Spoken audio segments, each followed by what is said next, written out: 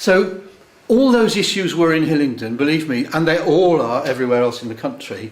Somerset is by no means the only place that this situation is about. We changed the management, we changed the structure in Hillingdon. It was tough, this is tough.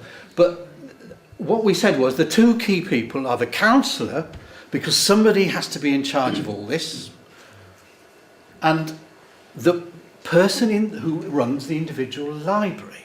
So that when you go into the library, if you want a book, they can get it for you. They don't have to apply to 6 people up in an office 30 miles away.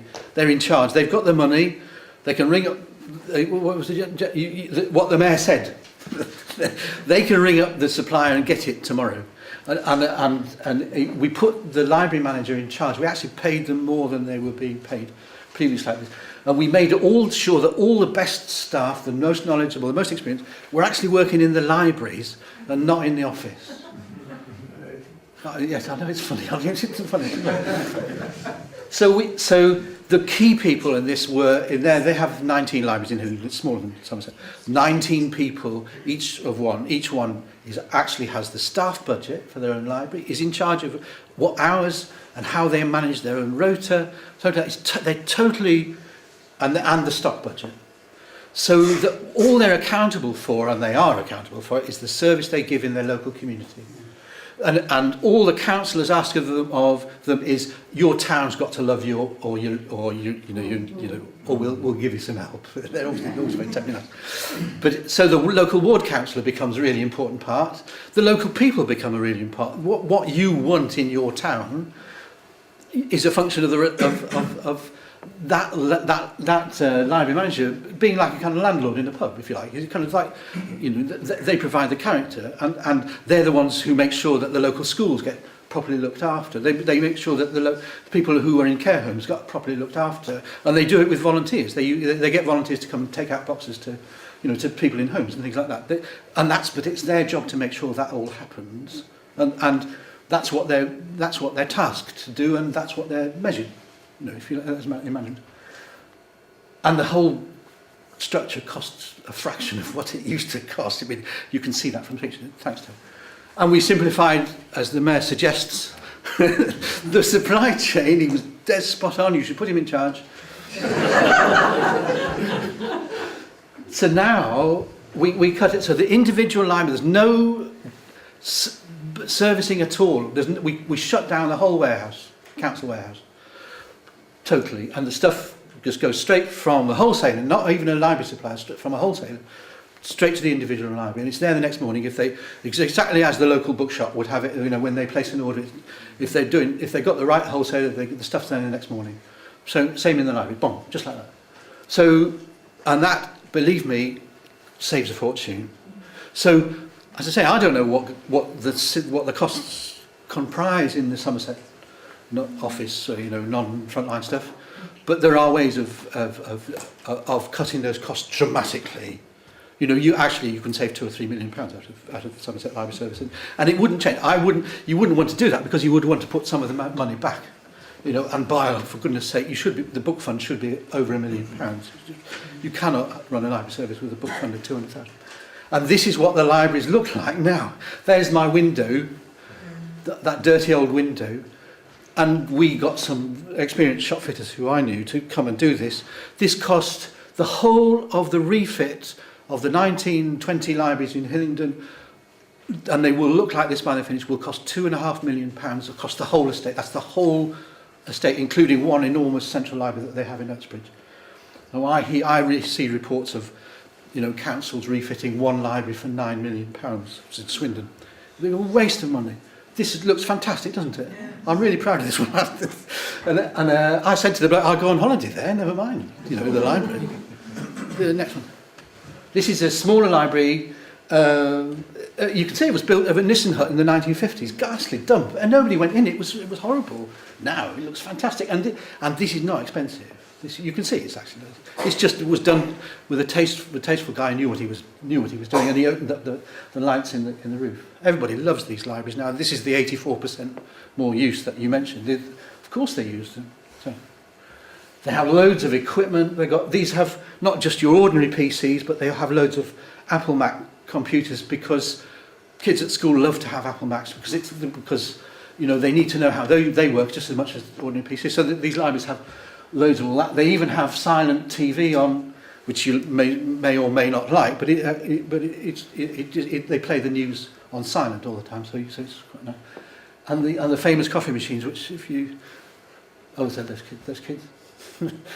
That's one of the bigger libraries, or it's one bigger than the other one, and it's just nice, spacious. It's a library, for Christ's sake. It's just nice to go into, and this is the Starbucks concession that they have. That's the same library, which the staff run themselves. These are the famous white middle class, you know. And it says, wildlife and wild women are both endangered species. We put these quotations on the wallpaper. They're all first lines of books. I shall ask you at the end, that's the first line of which book is that? Is zero a number?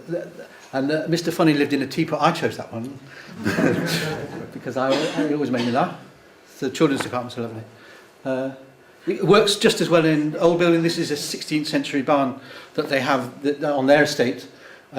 People always say, oh, library's impossible if there's, listed buildings, you can't do anything with them. This is a listed building, grade 1. You just need a designer who knows what they're doing, because for Christ's sake, you know, Pizza Express use grade 1 listed buildings, don't they? And retailers know how to do it. It's just knowing how to do it. But that's enough time. And the opening hours, these were one of these libraries that was open 2 mornings a week, and you could never work out which ones. You know those, and you always turn up on the wrong day. Not anymore. These libraries are open when they should be, 9 in the morning till 7 or 8 at night most days. This is just a little village library. This is, you know, kind of population much smaller than Glastonbury, that's the same one again. Super, lovely. The only library costs. Improved book collection. The books are at the heart of it. If you don't, the kind of terrible mistake is to let the book collections run down, because then nobody uses the libraries. Then the council finance bloke comes along and says nobody's using the libraries, let's shut them. You've got to get out of that spiral. And I tell you, I did have an uphill struggle because forgive me, because I know that we've got government offices here. There has been this kind of great thing in government that books are not really important. It's all about computers. It's wrong. It's completely wrong. Actually, so it is 73% of women in this country read every week, and men it's slightly less. But it is the most popular cultural activity, reading books, for Christ's sake. That's why people use libraries. That's the main kind of reason for going into them. It's no good pretending they're hubs. For God's sake, of course they're not. They're hubs. They're libraries, and they're not activity centres. They're libraries, as it said in the Independent this morning. If anyone saw the article. And it costs this library service. It did cost a lot less, but actually that council is now opening libraries and extending things. They're actually putting money into the library service because it won them the election last year. The London Borough elections coincided with the general election, so all the councils around Hillingdon, all the London boroughs were up for election. Most of the Conservative councils lost. I know there's some councillors of different colours, I think everyone was saying. But the Conservatives in most of the boroughs around Hillingdon, which is Harrow, Ealing, they lost their majorities. But Hillingdon increased its majority, and they believe that you can talk to the leader of the council. They believe a lot of that was because of what they'd done in the libraries, because it's so visible, it's so everywhere around the county. Everybody knew what they'd done, and these things are so popular. Thanks, Tim. So my third recommendation is let's get into a sort of dismal thing about cutting hours, volunteers. That's nonsense. It's absolute rubbish. Let's get into a programme which is actually improving. Then everybody will love the libraries. They'll use them for what they're useful for, and the council will want to do more. We're getting into a positive spiral rather than a downward spiral. So my third recommendation that I suggest that you make to the council is that you can make the savings but make them by reducing the non-library work and the costs, take them out. But then at the same time, so once people can see this is an improvement programme, not a cost-cutting programme, you embark on a visible library improvement programme, concentrating on improving book collections, longer hours, and smarter buildings, particularly in the small towns and the small communities, because that's where they're really needed. Thank you very much.